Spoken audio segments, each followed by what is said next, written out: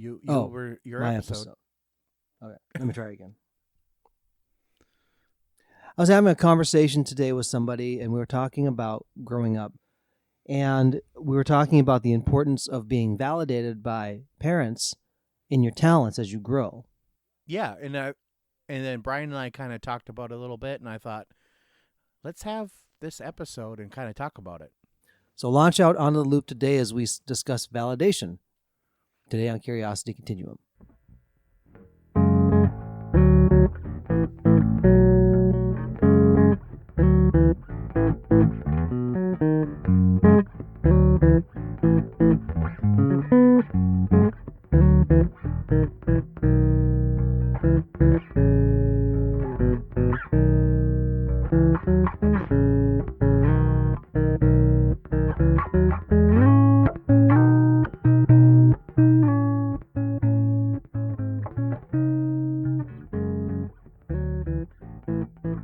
Hey, everybody, this is Josh. This is Brian. Welcome to the podcast for Curiosity Continuum. Curiosity Continuum is an industry innovating, non-traditional company passionate about growing wisdom in the next generation. We are the essential bridge between the analog and digital worlds by building collaborative communities that unleash the power of adaptive expertise and innovation needed to thrive in the 21st century. We combine and mix essential elements needed to empower people to succeed in new ways not possible outside of a creative, thoughtful, diverse community of fellow curious people. Follow us on your favorite podcast app to receive notifications of new content. If you like what you hear and you want to dive deeper, please visit us at curiositycontinuum.com. Thanks for tuning in. Let's start the conversation. Let me zoom out for a moment and we'll talk about my flow as a parent.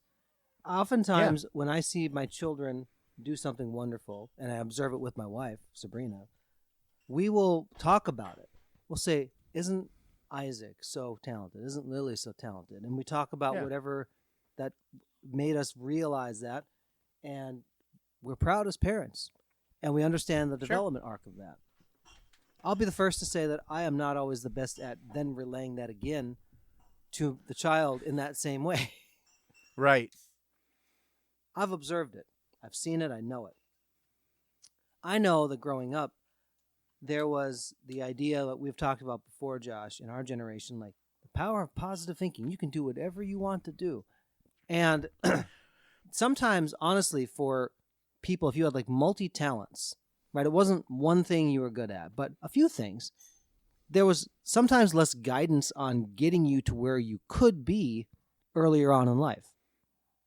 Yeah, and I think it was a lot of that older school mentality of seen, not heard kind of thing. You know, children should be seen, not heard.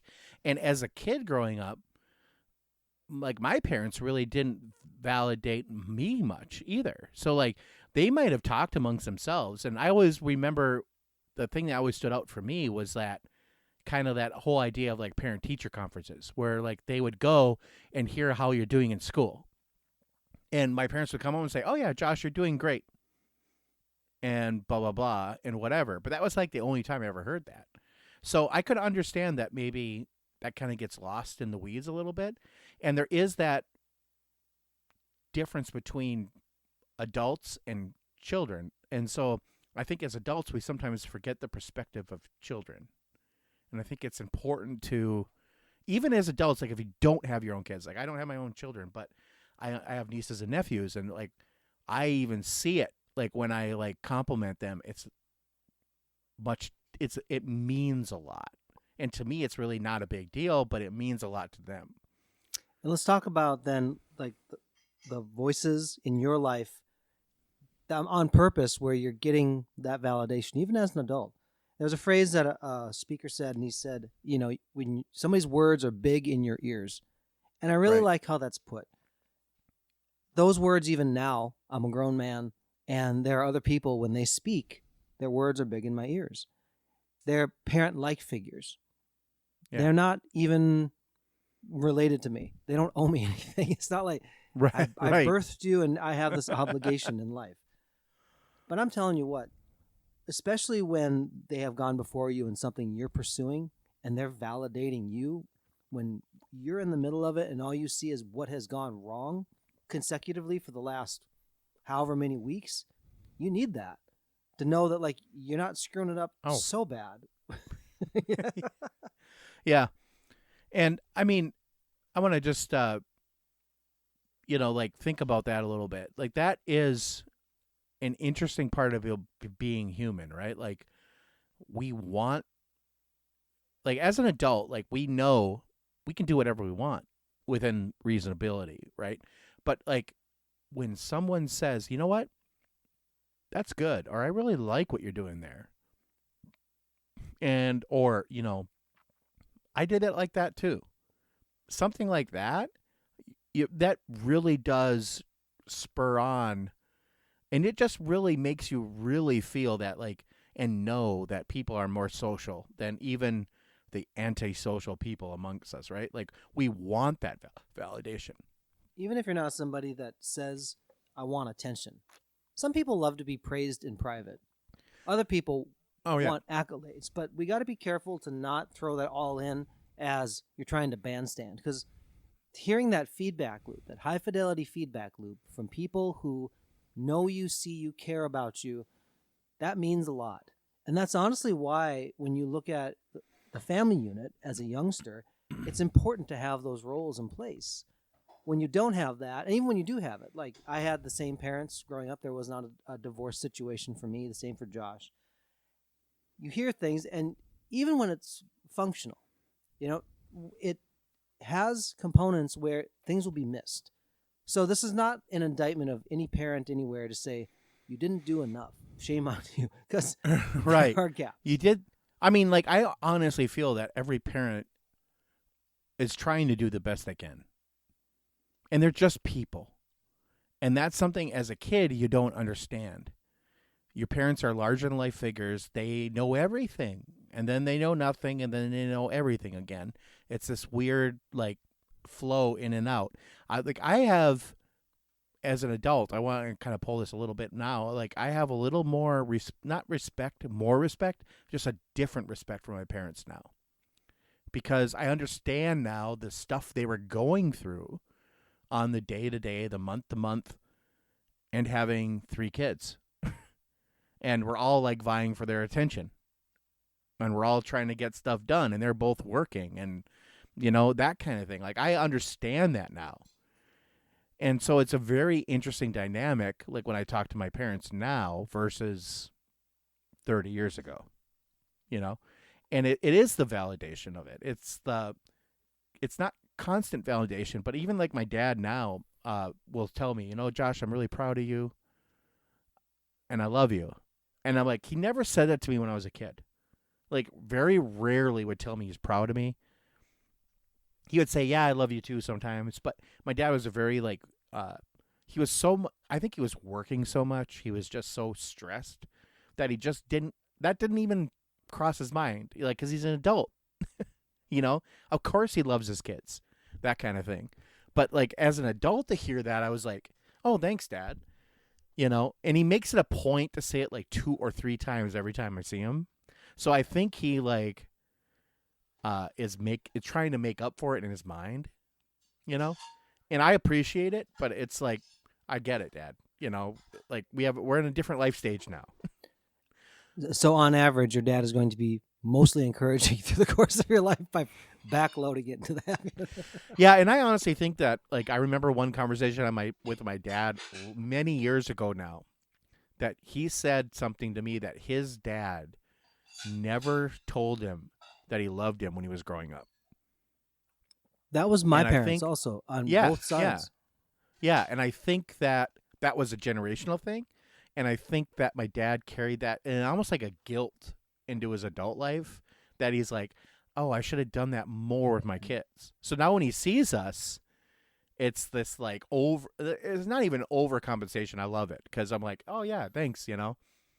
It does make me feel great, and I love it. I don't want him to stop doing it, but I understand it now. Yeah, I have such stories where even now, like in my life, and look, let me preface it by saying this: being adopted into the family I was in, the things that I liked and the things that I was naturally gifted at weren't things that my parents were.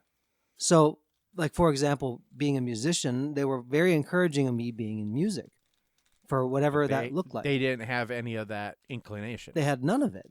They couldn't even Right. tell me what songs to listen to. They didn't tell me, like, let's go to a concert. It just wasn't in them.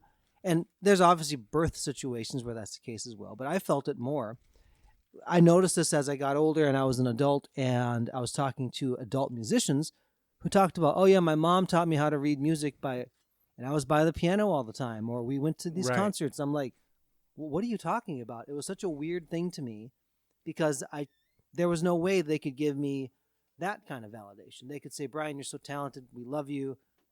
We support you. And they did. They helped support that year in college and, helped me get my first instruments, when I was a young musician. So they did that. On the same hand, when we talk about validation from other people, there was a guy named Pat Farrand who was the luthier and a jazz musician. Our friend John introduced me to him, and I've mentioned him, I think, in a previous podcast as well. He took interest in me, and he taught me jazz theory. And we just did that. And there's no way that my parents could have done that. But he said, I'm validating you because I see the potential in you, and I'm willing to spend the time and give you words to encourage you in that direction. And I want to just thank a specific guy named Taylor right now who is in Isaac's life. Taylor got him started on his love of shoes, and he was one of his youth leaders back in the day, and he stayed in touch. And he's encouraged him in that. He's been so gracious with gifts. He's been gracious with his time. They're talking about starting a shoe hustle where, they'll split profits on doing sneaker arbitrage. This is wonderful because I would have no freaking idea how to do sneaker arbitrage. But there's somebody who sees something in my son where he wants to validate that. So Right. I think the thing to consider is that what other people could validate your children or even people that you know. Like, take it outside yourself for a minute because sometimes it's hard to see besides you. Yeah, exactly. And I think if somebody else did that in compliment to you to say, you should hear from somebody like so-and-so. That's a relational infrastructure thing. It also gives you the chance to hear those words that's going to be building up somebody. Yeah, and I think as you get older too, like now, like Isaac's like, he's ending like near the end of his high school career real soon, a year or two, he's going to be out and he's going to want to do whatever. He may need more directed guidance that like you just don't know, like for his interests. So why wouldn't you want someone, that is into that stuff to help you and give you that validation there? And I think that's important to understand that that's a mentor relationship. That's not a parent relationship. And they're very different. But the parent relationship, obviously, the validation from that obviously has got to come way before. But without the validation from the parent relationship, the mentor relationship really fails later in life. So you got to have both. In my opinion, anyway. It's best when it happens that way. Mm-hmm. I've seen grown men, especially, and it applies to men and women both, but especially grown men, when like an older man says something to them, Yeah. I can speak from that from our frame. It's like that makes a big impact. Yeah, because it's more. I think it really matters because, like, your mom is supposed to tell you, yeah, you're special. I love you, all that stuff. But when someone that's not your dad, not like a peer almost, in, let's say, a peer of yours that just happens to be older, says, you know what, you're doing a really good job here. I see a lot of like how I was younger in you, that kind of thing. That means a lot because you're like, oh wow, I'm like on the right path.